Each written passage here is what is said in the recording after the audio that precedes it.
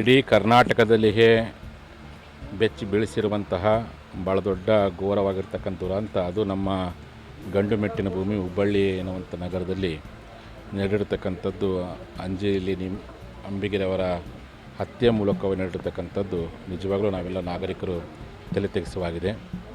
ನೇಹಾ ವಿದ್ಯಾರ್ಥಿಯ ಹತ್ಯೆ ಆಗಿ ಆ ಒಂದು ನೋವು ಇನ್ನೂ ಸಹ ನಮ್ಮಲ್ಲಿ ಇರುವಂಥ ಸಂದರ್ಭದಲ್ಲಿಯೇ ಈ ಘಟನೆ ಆಗಿರತಕ್ಕಂಥದ್ದು ಬಹುತೇಕ ಕರ್ನಾಟಕದಲ್ಲಿ ಕಾನೂನು ಸುವ್ಯವಸ್ಥೆ ಜೀವಂತವಾಗಿಲ್ಲ ಎನ್ನುವಂಥ ಒಂದು ಅನುಮಾನ ವ್ಯಕ್ತವಾಗ್ತದೆ.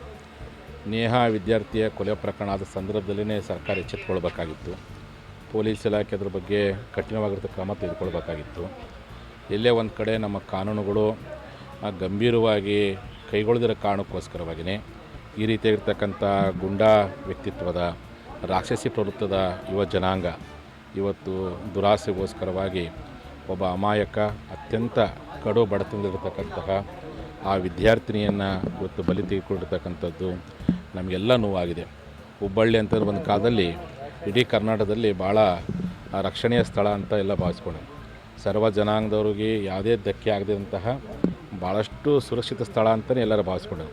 ಅದು ಇವತ್ತು ಹುಬ್ಬಳ್ಳಿ ಅನ್ನುವಂಥದ್ದು ಏನಾಗಿದೆಯಪ್ಪ ಅಂದರೆ ಮತ್ತೊಂದು ಬಿಹಾರೋ ಮತ್ತೊಂದು ಯಾವುದೋ ಒಂದು ಭಯದ ಊರು ಎನ್ನುವಂಥ ಒಂದು ಅಪಕೀರ್ತಿಗೆ ಒಳಗಾಗ್ತಿರ್ತಕ್ಕಂಥದ್ದು ಭಾಳ ಬೇಸರ ಸಂಗತಿ. ಹಾಗಾಗಿ ಸರ್ಕಾರ ಎಲ್ಲೇ ಒಂದು ಕಡೆ ಇಂಥ ವಿಚಾರಗಳ ಬಗ್ಗೆ ನಿರ್ಲಕ್ಷ್ಯ ಭಾವನೆ ತೋರುವಂಥದ್ದು ಮತ್ತು ಕಾನೂನು ಸುವ್ಯವಸ್ಥೆ ಎಲ್ಲೇ ಒಂದು ಕಡೆ ಹದಗೆಟ್ಟಿರ್ತಕ್ಕಂಥದ್ದಕ್ಕೆ ನಿದರ್ಶನ ಅಂತೇಳಿ ತಪ್ಪಾಗಲಿಕ್ಕಿಲ್ಲ. ಆ ಹಿನ್ನೆಲೆ ಒಳಗೆ ನೇಹಾ ಪ್ರಕರಣ ಆದಾಗಲೇ ನೀವು ಆ ವ್ಯಕ್ತಿಗೆ ಆ ಆರೋಪಿಗೆ ಕಠಿಣವಾದ ಶಿಕ್ಷೆ ಕೊಡಬೇಕಾಗಿತ್ತು. ಎಲ್ಲೇ ಒಂದು ಕಡೆ ನಿಧಾನಗತಿ ಆಯಿತು. ಈ ವಿದ್ಯಾರ್ಥಿನಿ ಸಹ ಹತ್ಯೆಯಾಗಿ 24 ಗಂಟೆ ಒಳಗೇ ಬಂಧಿಸಬೇಕಾಗಿತ್ತು. ಅದನ್ನು ತಡ ಮಾಡಿದರು. ಆ ಕಾರಣಕ್ಕೋಸ್ಕರವಾಗಿ ನಮ್ಮ ಜನ, ನಮ್ಮ ಉತ್ತರ ಕರ್ನಾಟಕ ಜನ, ಇಡೀ ನಾಡಿನ ಜನತೆ ಇವತ್ತು ಭಯಭೀತರಾಗಿದ್ದಾರೆ. ಈ ಭಯವನ್ನು ಹೋಗಲಾಡಿಸೋ ಹಿನ್ನೆಲೆ ಒಳಗೆ ಯಾವ ಆರೋಪಿ ಇದ್ದಾನೆ ಅವನ್ನ ಕೂಡಲೇ ಕಾನೂನು ಕ್ರಮ ಅದು ಕಠಿಣವಾಗಿರ್ತಕ್ಕಂಥ ಗಲ್ಲು ಶಿಕ್ಷೆಗೆ ಬದುಕುಪಡಿಸೋದ್ರ ಮೂಲಕವಾಗಿ ಜನರು ನಿರ್ಭಯವಾಗಿ ಬದುಕುವಂಥ ವಾತಾವರಣವನ್ನು ಸರ್ಕಾರ ನಿರ್ಮಾಣ ಮಾಡಬೇಕಾಗಿದೆ. ಈ ಜೊತೆಯಲ್ಲಿ ತ್ವರಿತ ನ್ಯಾಯಾಲಯವನ್ನು ಸ್ಥಾಪಿಸಿ ಏನಿಂಥ ಘಟನೆಗಳಾದಂಥ ಸಂದರ್ಭದಲ್ಲಿ ನ್ಯಾಯಾಲಯದಲ್ಲಿ ವಿನಾಕಾರಣ ವಿಳಂಬ ಮಾಡೋದಕ್ಕಿಂತ ತ್ವರಿತವಾಗಿರ್ತಕ್ಕಂಥ ನ್ಯಾಯಾಲಯವನ್ನು ಸ್ಥಾಪನೆ ಮಾಡಿ ಆದಷ್ಟು ಶೀಘ್ರದಲ್ಲಿಯೇ ಅವ್ರಿಗೆ ಉಗ್ರವಾಗಿರ್ತಕ್ಕ ಶಿಕ್ಷೆಯನ್ನು ಒದಗಿಸಬೇಕು ಅಂತ ಈ ಮೂಲಕ ಕೇಳಿಕ್ಕೆ ಇಚ್ಛೆಪಡ್ತೀನಿ. ಮತ್ತು ಈ ಕುಟುಂಬಕ್ಕೆ ಅನ್ಯಾಯ ಆಗಿದೆ. ಈ ಕುಟುಂಬದಲ್ಲಿರ್ತಕ್ಕಂಥ ಮಕ್ಕಳ ಸಂಪೂರ್ಣವಾಗಿರ್ತಕ್ಕ ಶಿಕ್ಷಣದ ಜವಾಬ್ದಾರಿಯನ್ನು, ಸಂಪೂರ್ಣವಾಗಿರ್ತಕ್ಕಂಥ ಅವರ ಬದುಕಿನ ಜವಾಬ್ದಾರಿಯನ್ನು ಸರ್ಕಾರ ವಹಿಸ್ಕೊಬಿಟ್ಟು ಇಂತಹ ಅಮಾಯಕ ಬಡ ಜನರಿಗೆ ಆಗುವಂಥ ಅನ್ಯಾಯವನ್ನು ಸರಿಪಡಿಸೋ ಹಿನ್ನೆಲೆ ಒಳಗೆ ಕೂಡಲೇ ಎಚ್ಚೆತ್ತುಕೊಳ್ಬೇಕು ಅಂತ ನಾನು ಈ ಮೂಲಕ ಆಗ್ರಹ ಮಾಡ್ತೀನಿ.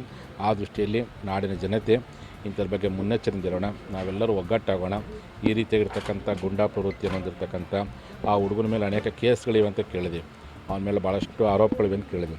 ಇಷ್ಟೆಲ್ಲ ಇದ್ದಾಗೂ ಸಹ ಅವ್ರು ಬಂದು ಕಂಪ್ಲೇಂಟ್ ಕೊಟ್ಟಾಗ ನೀವು ಅವತ್ತೇ ಅರೆಸ್ಟ್ ಮಾಡಿಬಿಟ್ಟು ಮುಗಿದೋಗಿತ್ತು.